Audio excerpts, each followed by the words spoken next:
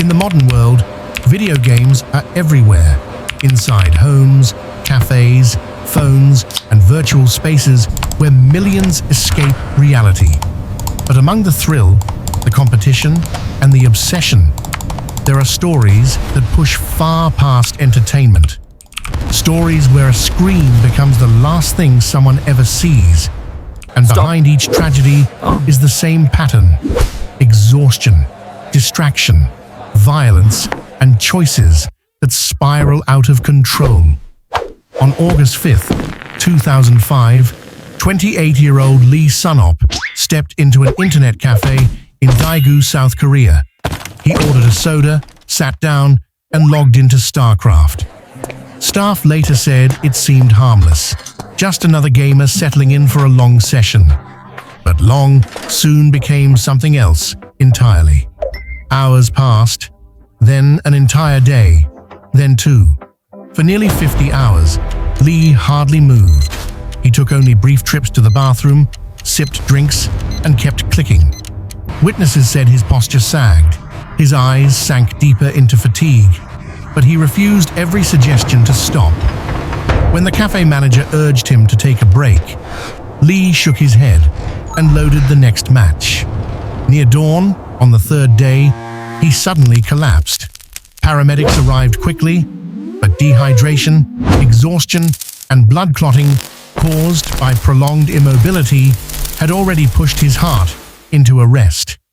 He was declared dead shortly afterward, one more victim of an obsession that outlasted the body trying to sustain it. 12 years later in Iloilo City, Philippines, a group of boys were walking near a construction site while searching for Pokémon in Pokémon Go.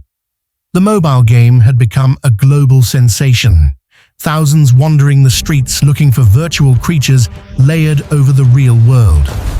But on July 9th, 2017, one 12-year-old climbed a metal structure near overhead power lines.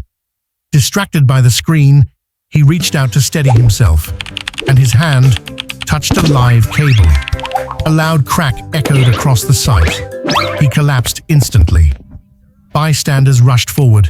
Friends screamed for help. But he showed no signs of life. The electrocution was fatal. Authorities confirmed he was so absorbed in the game that he didn't recognize the danger right in front of him. In July 2015, another disaster unfolded in Pampanga, Philippines. A 17-year-old entered a cafe, logged into Minecraft, and began what witnesses later described as a near 3-day session, pausing only for short naps at the keyboard. Staff noticed he had barely eaten, barely moved. On the third day, he leaned forward as if typing, and collapsed. Paramedics arrived, but he was already gone. Doctors cited cardiac failure, brought on by extreme fatigue, dehydration, and prolonged sitting. Not all tragedies come from exhaustion or distraction.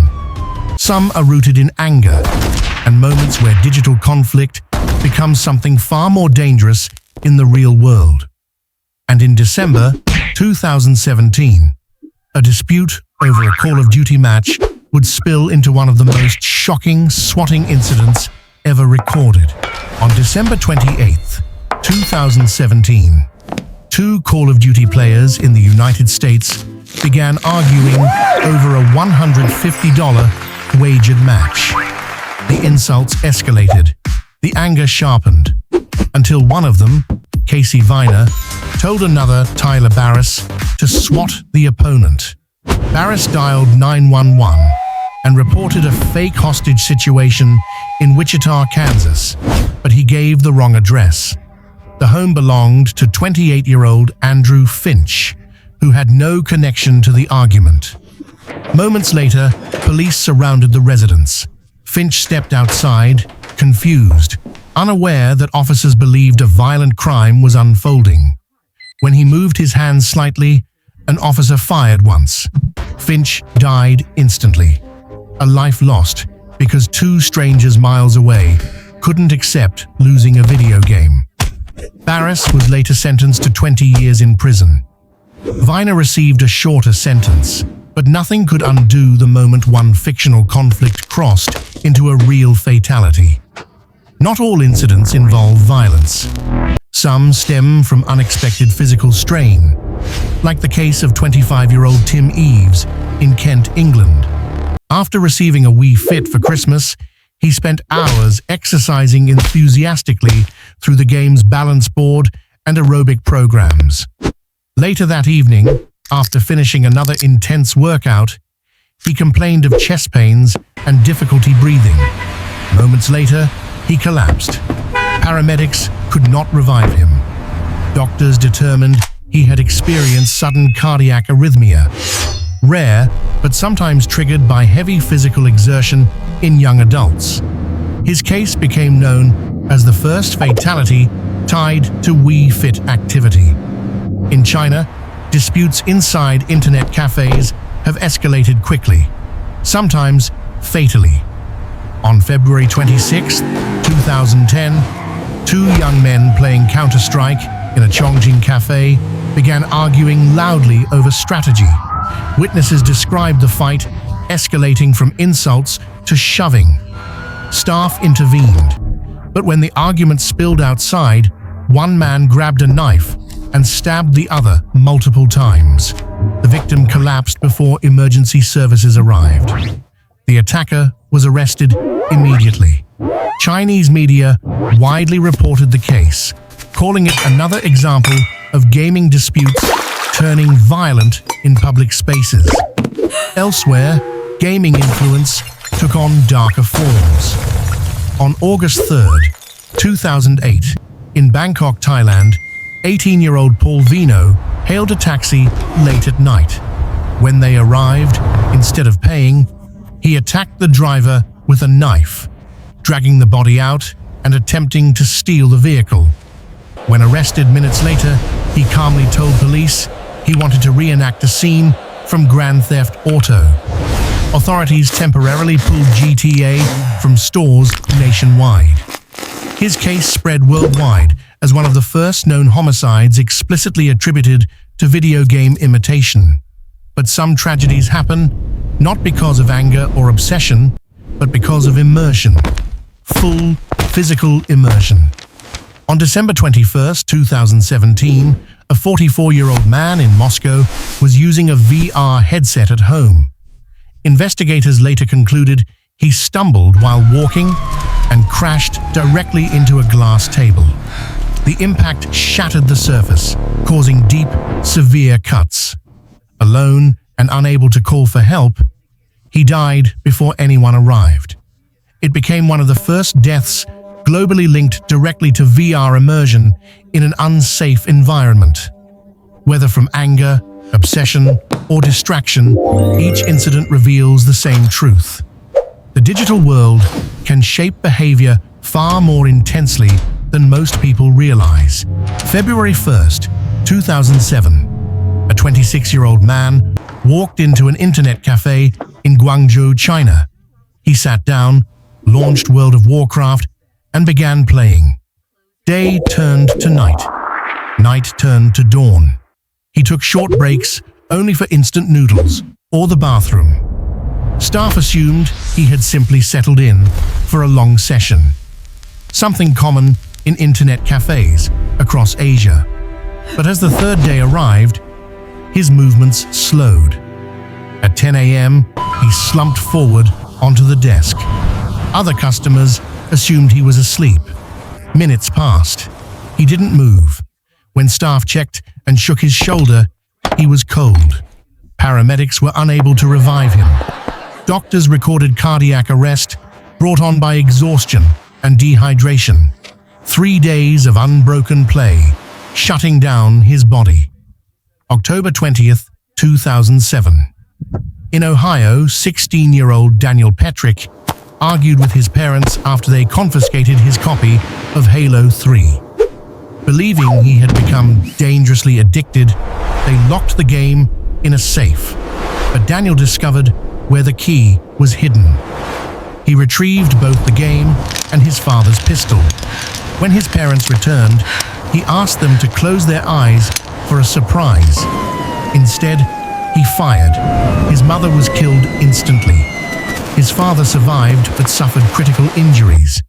Daniel attempted to stage the scene as if his father had committed the act. He was arrested, later sentenced to 23 years to life.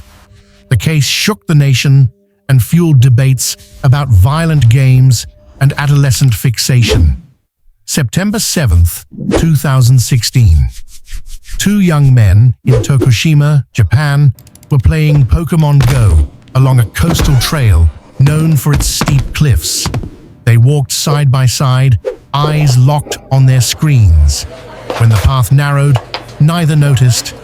One stepped too far, and both fell more than 60 feet. One survived with severe injuries. The other was pronounced dead shortly after arriving at the hospital.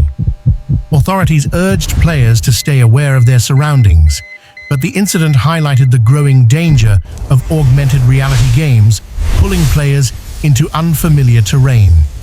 November 14th, 2012. In Wuhan, China, a 23-year-old man entered a cafe, logged into League of Legends, and played for nearly 23 hours straight.